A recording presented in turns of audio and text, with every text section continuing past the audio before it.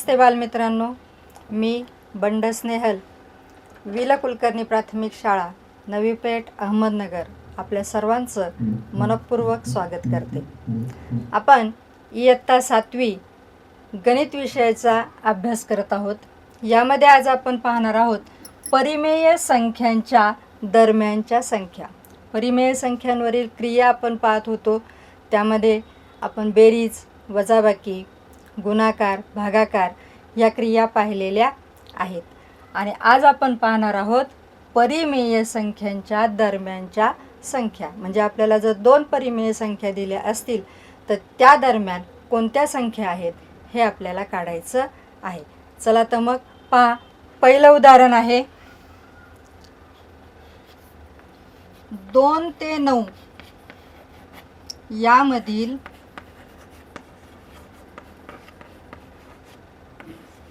नैसर्गिक संख्या किती?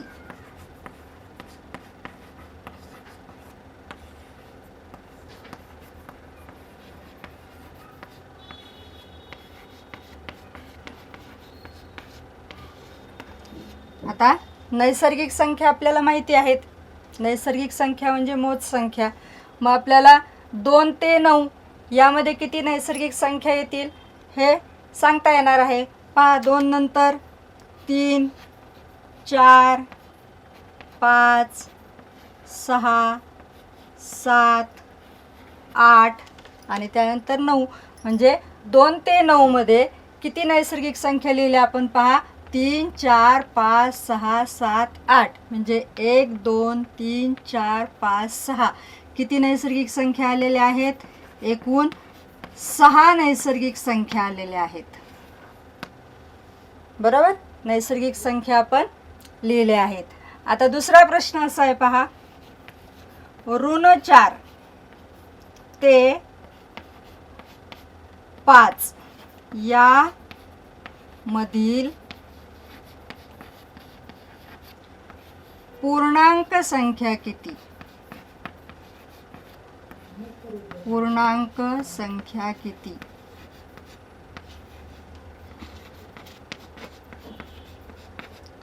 आता बघा, आपल्याला पूर्णांक संख्या विचारलेल्या आहेत. त्यासाठी मी ही संख्या रेषा दाखवलेली आहे.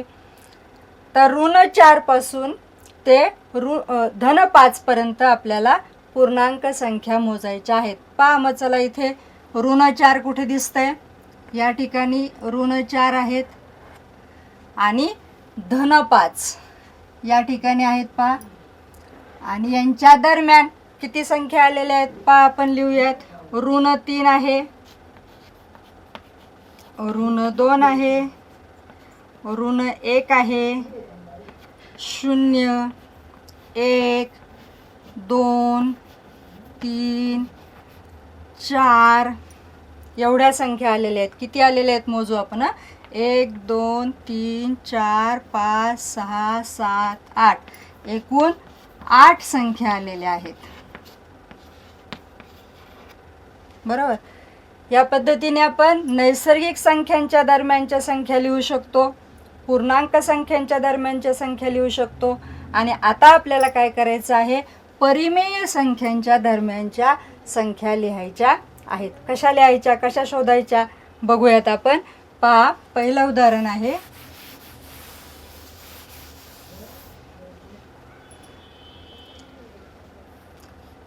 1/2 आणि 3/4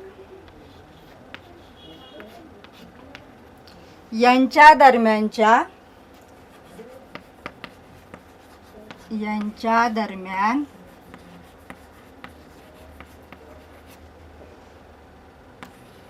कोणत्या परिमेय संख्या आहेत?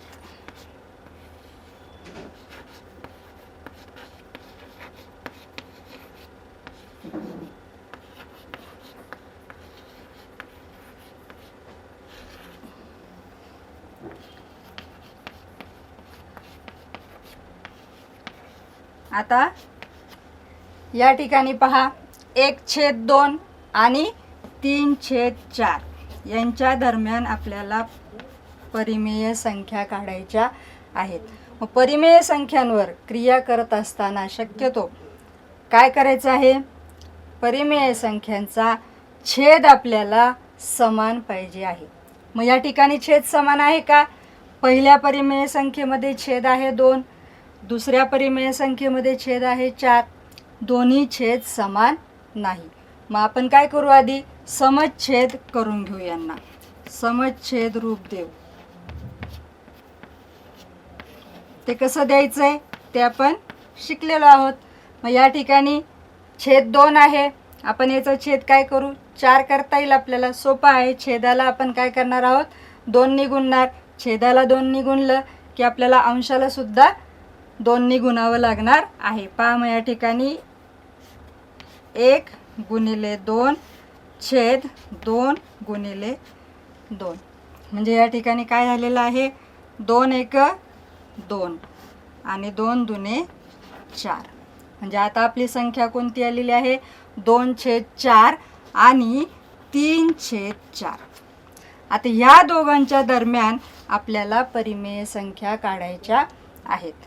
मग आता पहा 2 आणि 3 ह्या दोन लगतच्या नैसर्गिक संख्या आहेत. पण 2/4 आणि 3/4 या लगतच्या संख्या आहेत का, यांच्या दरम्यान काही संख्या आहेत का, हे आपल्याला आता शोधायचे. मग त्यासाठी आपण काय करणार आहोत, पहा आपण मागील इयत्तेमध्ये शिकलेलो आहोत की आपल्याला परिमेय संख्येचा छेद मोठा करता येतो. ज्या प्रमाणामध्ये आपण छेद मोठा करतो त्याच प्रमाणामध्ये त्याचा अंशसुद्धा मोठा होत असतो. मग चला आपण काय करू, ह्या दोघांचे आधी छेद मोठे करू. म्हणजे पहा मी काय करते, 2/4 या संख्येला 10 ने गुणते. 10 नेच गुणलं पाहिजे असं काही नाही, तुम्ही कोणत्याही संख्येने गुणू शकतात. मी इथं सोयीसाठी म्हणून 10 ने गुणलेलं आहे. मग 2/4ला अंशालाही 10 ने गुणले आणि छेदाला सुद्धा 10 ने गुणलेलं आहे. मग या ठिकाणी काय होईल पहा, 2 गुणिले 10 20 छेद 4 गुणिले 10 40. आणि दुसरी परिमेय संख्या आहे आपली 3/4. याला सुद्धा मी 10 ने गुणते. पहा अंशाला 10 ने गुणलं आणि छेदाला सुद्धा 10 ने गुणलं. मग आता इथे ही संख्या काय झाली, 3 गुणिले 10 30 आणि 4 गुणिले 10 40. आता बघा इथे काय झालेलं आहे, छेद समान आहे आणि आपल्याला संख्या मिळालेल्या आहेत 20/40 आणि 30/40. मग पहा यांच्या दरम्यान किती संख्या आलेल्या आहेत. 20/40 नंतर 21/40 आहे, त्यानंतर 22/40 आहे, 23/40 आहे, पुढे 24 25 असं 29/40 पर्यंत संख्या आहेत. म्हणजे पहा 2 संख्यांच्या दरम्यान आपल्याला किती संख्या मिळालेल्या आहेत. आलं लक्षात. आता या ठिकाणी मी 10च्या ऐवजी 100ने गुणलं असतं. आपण कोणत्याही संख्येने गुणू शकतो हे लक्षात ठेवा. त्यामुळं प्रत्येक आपण ज्या दरम्यानच्या संख्या काढत आहोत, प्रत्येक विद्यार्थी ज्या संख्येने गुणणार आहे त्याप्रमाणे त्याचं उत्तर येणार आहे. सगळ्यांचंच उत्तर समान येईल असं नाही. मग इथे पहा, जर मी समज 100ने गुणलं, पहा 2/4ला अंशाला 100ने गुणलं आणि छेदाला सुद्धा 100ने गुणलं, उत्तर काय येणार आहे, 2 गुणिले 100 म्हणजे 200 छेद 100ने गुणायचं आहे, 4 गुणिले 100 म्हणजे 400. त्याचप्रमाणे दुसरं आपली परिमेय संख्या आहे 3/4. याला सुद्धा मी 100ने गुणते, म्हणजे उत्तर येणार आहे 300/400. पाहिलं. आता इथे काय आलंय, 200/400 आणि 300/400. आता याच्या दरम्यान आपल्याला किती संख्या लिहिता येईल, 201/400, 202/400, 250/400. ह्या पद्धतीने अनेक संख्या आपल्याला लिहिता येणार आहे. म्हणजे या ठिकाणी काय लक्षात ठेवायचे पहा, परिमेय संख्येचे छेदाचे रूपांतर जसजसं आपण छेद मोठा करू, जेवढा अधिकाधिक छेद करू तेवढ्या आपल्याला संख्या जास्त मिळणार आहे. आणि मग प्रत्येकाच्या संख्या सारख्या येणार नाही हे लक्षात ठेवायचं. जर मी 10 गुणलं तर मला ह्या संख्या मिळणार आहेत. मी 100 गुणलं तर इथे मला 201/400 किंवा कुणी 220/400 अशा 299/400 पर्यंत संख्या मिळणार आहे. एखाद्या विद्यार्थ्याने 5 गुणलं, एखाद्याने 50 गुणलं तरीसुद्धा ह्या ठिकाणी आपल्याला येणारं उत्तर बरोबर येणार आहे. आलं लक्षात? मग दरम्यानच्या संख्या कशा काढायच्या? संख्या काढत असताना नेहमी लक्षात ठेवायचं, जसजसा आपण छेद मोठा करू तसतशा आपल्याला जास्तीत जास्त संख्या दरम्यानच्या संख्या मिळणार आहेत. आपण अजून एक उदाहरण पाहूयात. पहा,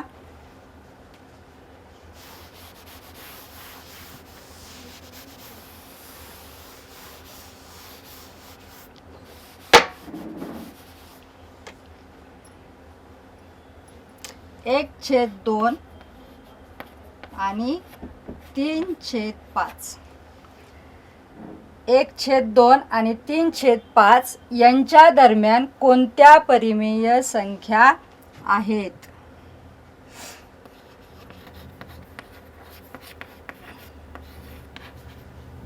पहा, आधी काय करणार आपण? छेदाकडे लक्ष द्यायचं. छेद समान आहेत का? नाही. मग आपल्याला आधी छेद समान करून घ्यावे लागणार आहेत. मग या ठिकाणी बघा, छेद समान कसे करायचे आपल्याला माहिती आहे. पहिल्या परिमेय संख्येला दुसऱ्या परिमेय संख्याच्या छेदाने आपण गुणणार आहोत. अंश आणि छेद दोघांनाही गुणायचं आहे. पहा, मी अंश आणि छेद दोघांनाही 5 म्हणजे दुसऱ्या परिमेय संख्येच्या छेदाने गुणलेलं आहे. त्याचप्रमाणे दुसरी परिमेय संख्या जी आहे त्याला पहिल्या परिमेय संख्येच्या छेदाने आपण गुणणार आहोत. गुणिले 2 गुणिले 2. आता आपल्याला काय मिळणार आहे इथे पहा, 1 गुणिले 5 बरोबर 5 छेद 5 दुने 10 आणि 3 गुणिले 2 6 छेद 5 गुणिले 2 10. आता पहा, 5/10 आणि 6/10 यांच्या दरम्यानच्या संख्या आपल्याला काढायच्या आहेत. आपण काय करणार आहोत? छेद मोठा करणार आहोत. छेद मोठा केला की आपल्याला संख्या मिळणार आहे. इथं आपल्याला 5 आणि 6च्या मध्ये काहीच दिसत नाही आहे, कोणतीच पूर्णांक संख्या त्या ठिकाणी नाही आहे. मग आपण काय करू? छेद मोठा करू. मग कितीने गुणायचं पहा, या ठिकाणी मी 5/10ला कोणत्याही संख्येने आपण गुणू शकतो. आपण सोयीसाठी म्हणून 10ने गुणूयात. गुणिले 10, अंशाला 10ने गुणलं आणि छेदाला सुद्धा 10ने गुणलं. त्याचप्रमाणे 6/10ला दोघांनाही आपण अंश आणि छेदाला 10ने गुणणार आहोत.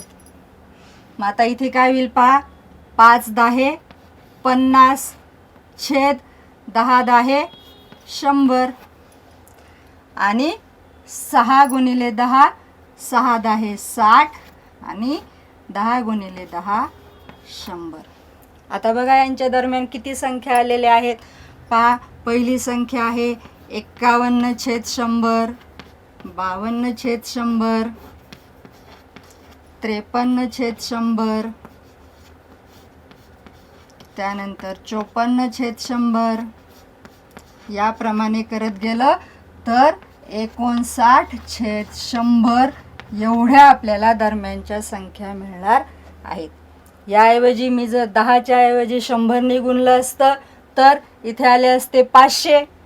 500 छेद इथला छेद वाढला असता आणि इथे आले असते 600. मग 500 ते 600च्या दरम्यान आपल्याला संख्या मिळाल्या असत्या. म्हणजे जसजसा आपण छेद मोठा करू, जेवढा छेद आपण अधिकाधिक घेऊ, तेवढ्या आपल्याला दरम्यानच्या संख्या जास्त मिळणार आहेत. सगळ्यांच्या लक्षात आलंय? आता आपण यावर आधारित सराव संच आहे तो सराव संच सोडूयात. बघा,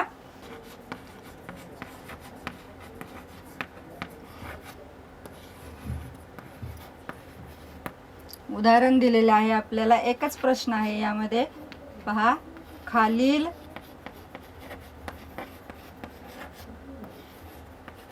परिमेय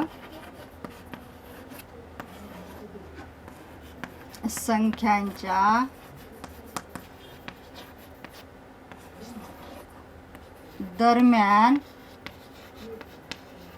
दरम्यानच्या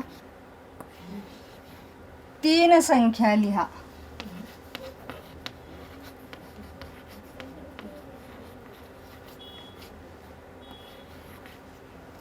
तीन संख्या लिहा. आता या ठिकाणी आपल्याला काय करायचंय? कमीत कमी 3 संख्या तरी आपल्याला लिहायच्या आहेत. त्यासाठी आपल्याला पहिलं उदाहरण दिलंय बघा, 2/7 आणि 6/7.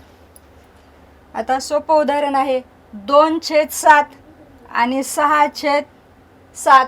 या ठिकाणी छेद समान आहे, त्यामुळे आपलं काम सोपं आहे. छेद समान असल्यामुळे आपल्याला उत्तर पटकन लिहिता येणार आहे. 2/7च्या नंतरची संख्या असणार आहे 3/7.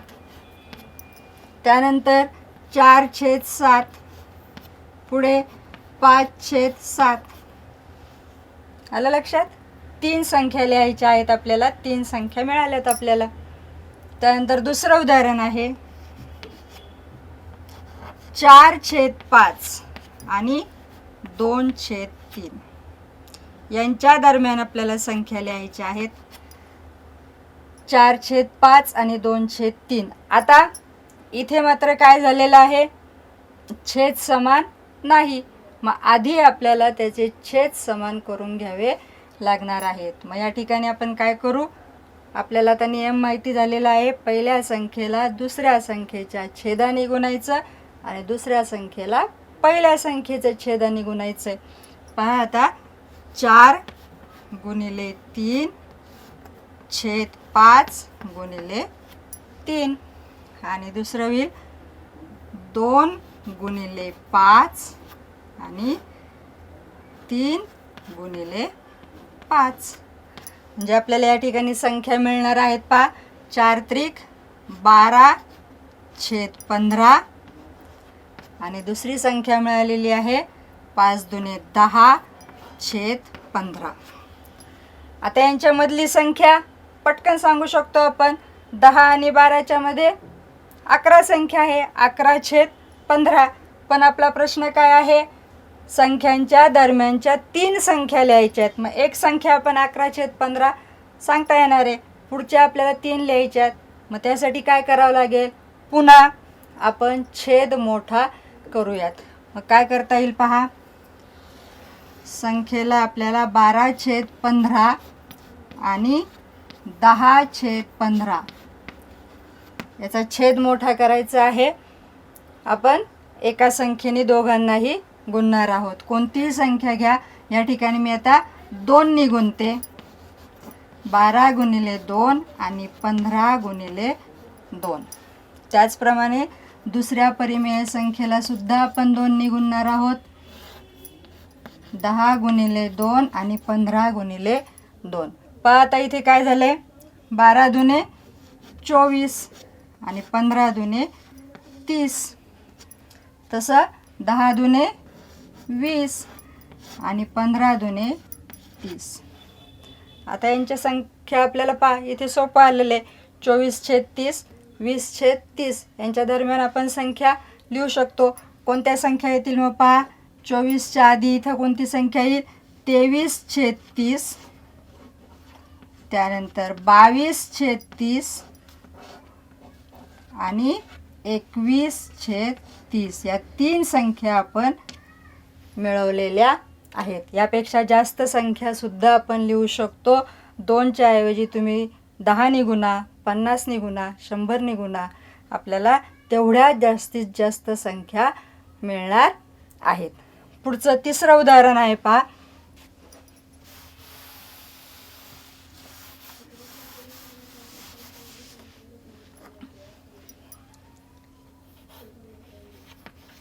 ऋण 2/3 आणि 4/5.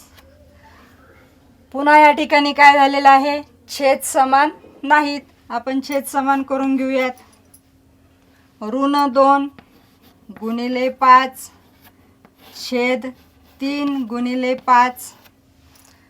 त्यानंतर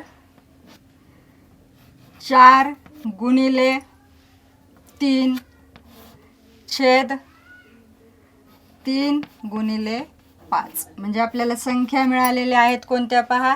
5 दुने 10, एक धन आहे एक ऋण आहे, म्हणजे ऋण 10 छेद 15 आणि 4 त्रिक 12 छेद 15. आता पहा छेद समान आहेत, त्यामुळे आपल्याला ऋण 10 पासून 12 पर्यंतच्या संख्या मिळवायच्या आहेत. आपली संख्या रेषा इथे आहेच आहे पहा. ऋण 10 कुठे दिसत आहेत, या ठिकाणी ऋण 10 आहेत. आणि 12 कुठे आहेत बघा, या ठिकाणी 12 आहेत. ऋण 10 आणि 12 यांच्या दरम्यान अनेक संख्या आलेल्या आहेत. त्यापैकी कोणत्याही तुम्ही 3 संख्या लिहिणार आहात, कुठल्याही लिहिल्या तरी चालणार आहेत. पहा मी लिहिते ऋण 8 छेद 15, त्यानंतर ऋण 1 छेद 15, त्यानंतर 0, त्याचप्रमाणे 5 छेद 15, 8 छेद 15. कोणत्याही संख्या तुम्ही इथे लिहू शकतात. आलं लक्षात. पुढचं उदाहरण पाहूया आपण. चौथं उदाहरण.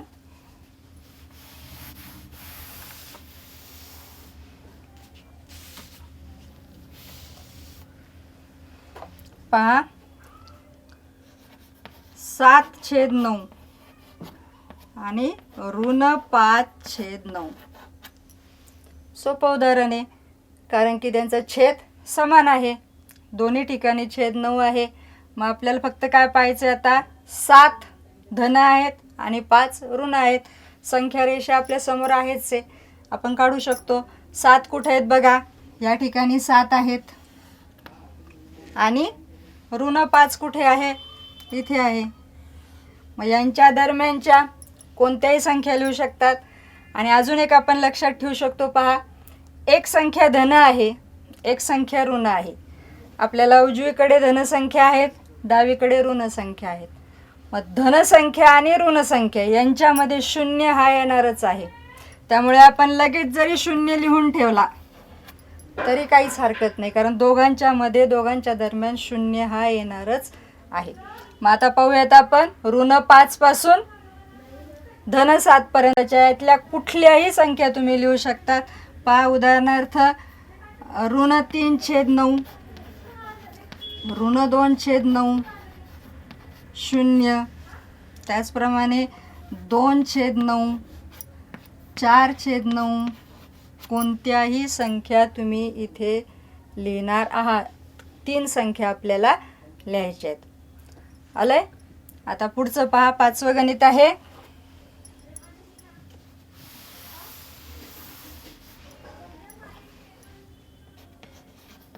ऋण 3/4 आणि धन 5/4. या आधीच्या गणितासारखंच आहे हे पहा उदाहरण. दोन्हीकडे छेद समान आहेत. ऋण 3 आणि धन 5. संख्या रेषेवर आपण शोधू शकतो. ऋण 3 आणि धन 5 इथे आहे पहा. ऋण 3 इथे धन 5. यांच्या दरम्यानच्या संख्या लिहायच्या आहेत. एक संख्या धन आहे, एक संख्या ऋण आहे, म्हणजे 0 त्यांच्या दरम्यान येणारच आहे. त्यामुळे तो आधीच लिहिला तरी आपल्याला चालणार आहे. आणि पुढच्या संख्या बघा आता, ऋण 3च्या आधी आहेत ऋण 2/4, ऋण 1/4, 0, त्यानंतर 1/4, 2/4, 3/4, 4/4. भरपूर संख्या मिळालेल्या आहेत आपल्याला. यापैकी कुठल्याही 3 संख्या आपण लिहिणार आहोत. पुढे बघा,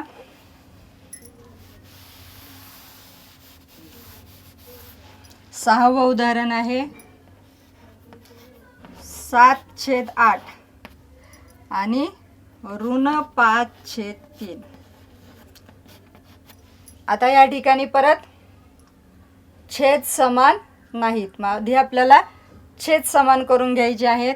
बघा, पहिल्या संख्येला मी दुसऱ्या संख्येच्या छेदाने गुणते, तसंच 8 गुणिले 3 आणि इकडे -5 गुणिले पहिल्याच्या छेदाने गुणायचं आहे, छेद 3 गुणिले 8. आता आपल्याला संख्या कोणती मिळाली? 7×21 छेद 8×24 आणि 8×45 -40 छेद 24. आता छेद समान आहेत आणि आपल्याला यातल्या संख्या लिहायच्या आहे. दरम्यानच्या संख्या 21 आणि -40 मधल्या कुठल्याही संख्या तुम्ही लिहू शकतात. म्हणजे उदाहरणार्थ पहा, -39 छेद 24 कुठल्याही लिहू शकतो आपण. -35 छेद 24. दोघांच्या दरम्यान एक धन एक ऋण आहे, त्यामुळे 0 तर आहेच आहे. त्यानंतर 5/24 लिहा, 10/24 लिहा. प्रत्येक विद्यार्थी त्याच्या पद्धतीने संख्या लिहिणार आहेत. संख्या भरपूर आलेल्या आहेत आपल्याकडे. कुठलीही संख्या लिहिली तरी बरोबर येणार आहे. झालं. आता पुढे बघा काय दिलंय.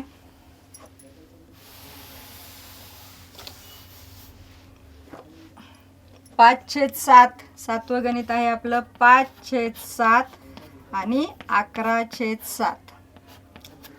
छेद समान असला की आपलं उत्तर सोपं आहे काढायला.